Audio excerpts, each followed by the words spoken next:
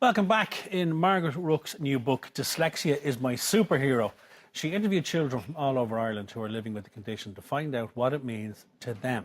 One of these children was Ryan Hamilton Black from Kildare, who joins us now alongside Rosie Bissett, CEO of the Dyslexia Association of Ireland. Good morning to you both. Good morning. Good morning. And thank you for joining us. Rosie, let me come to you first, and maybe you'll give us the description of what dyslexia actually is. Okay, so dyslexia is a specific learning difficulty that primarily affects the acquisition of literacy skills.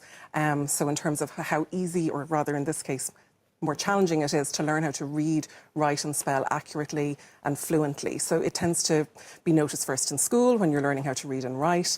And I suppose in education, there's so much reading and writing, and particularly examinations, time pressure, that it's often most obvious there.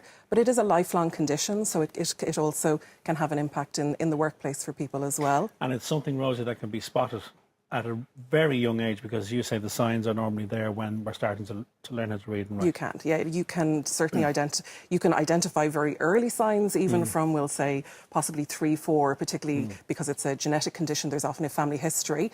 But in terms of, let's say, literacy in school, certainly we would generally advise give kids at least maybe a year to sort of, see how they get on with literacy. Not everyone is quite ready for literacy when they start school at day one. And it's also such a huge change for them at that age, going from the security and comfort of home to being chucked into a room with 25 other kids and go, right, now learn how to read that. This is it. It takes time, and it takes longer for others to settle. It comes readily for some and not so readily for others. Okay, so it really is a case by case, isn't it? Yeah. Ryan, tell us your example, because you're 12 now, is that right? Yeah. But it was around 8 years of age when you were diagnosed. Yeah. So tell us what was happening around that time. It was fine. For me, it was hard to read. Okay. And it was hard for me to do maths and write English. Handwriting? Yeah, handwriting. Yeah. Okay. And what parts of school were you realising, this is a bit tricky, or at what point did you realise I maybe need to do something about this? Around first class. First class, Yeah. okay. Because first class is when you start to get proper homework and Yeah. stuff, isn't it? That you actually have to do. Yeah. So who did you go to for some help? Or did you know what to do? I kind of went to my resource teacher. Okay. I do like extra help with so I go to another class so I can get extra help for maths and handwriting. Okay. And did you feel then, actually, this is something that we can work around it? Yeah. And we can get through it? Yeah. Yeah.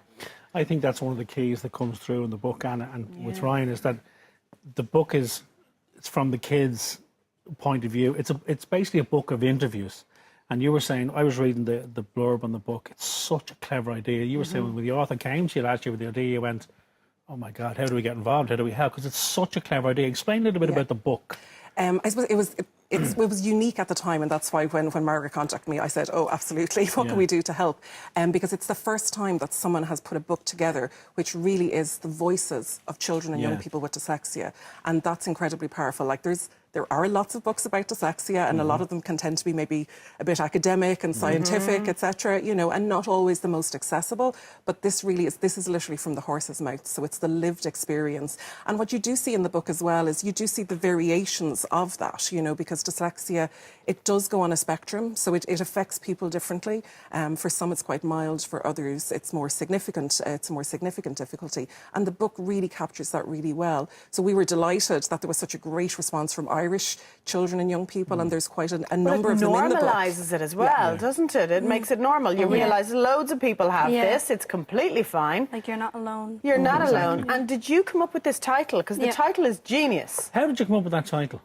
Because you feel like you have, you think differently to other people, and you feel like you have a superpower that you think differently. So what kind of superpower do you have? Explain it to us now. Like, be better, be more creative. Being more creative. And I can do better in handwriting as well now. So okay. And you can figure out problems and work things out maybe better than some of your peers. Yeah. Yeah.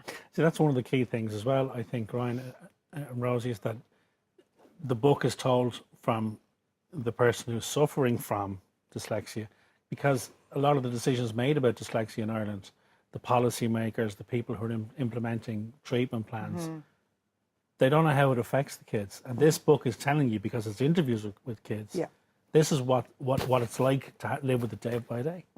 Absolutely. And that's got to help policy, hasn't it, and treatment? Certainly, yes. And I suppose what we would hope is that the government will read the book. And again, I think from the policy point of view, what we would like to see is more consultation. I think sometimes the consultation, from government can be a little bit lip service sometimes. But I think proper consultation where we're really listening to the lived experience of what it's like for a kid like Ryan or any of the other children in the book or kids who aren't in the book, to really listen to them. What is it like for them? What are the challenges that maybe come up? And also to listen to, the book is full of their great suggestions and ideas, things that worked for them to help. Exactly. And even it's as simple as saying to a teacher, please don't ask me to read out loud, or maybe do, but maybe just let me know beforehand what bit you might ask me to read, and so I can prepare that. Exactly. So there's lots of really simple little tips like that. You're nodding your head there, Ryan. Would that really have helped you? Yeah. Things like that? Yeah. Like sometimes you wouldn't understand what to read, and then like you'd kind of make a mistake, and then like.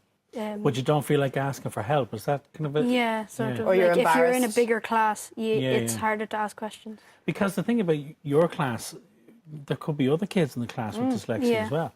I think a very important thing you said was that it made you feel like you're not alone. Yeah. That lots of people need help with it. Yeah.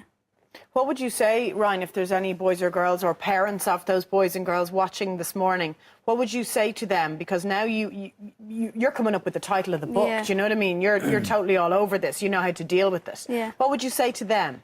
Just don't hide it. Don't don't feel like you're alone. Yeah. Just, This is normal. Don't be embrace it. afraid to ask for help. Yeah. Yeah. Good on you. You're a great ambassador. Thank you very much for coming in. Thank you very And we've much. got apple danishes for you now as Yeah. well. Yeah, I you told can to be enjoy it free. now. Now it's So all over. Dyslexia Awareness Week is the 2nd to the 8th of October. That's right, it's next week, and our theme is hidden potential, which really works really well with this book, because it is about, by creating awareness, by talking about it, and by recognising the creativity and the skills and talents that people with dyslexia have. Brilliant. It's a superpower. Yeah. You're right. Superpower. I want some of that action now. Thanks, guys. Ryan, and thanks, Rosie, for coming in to us.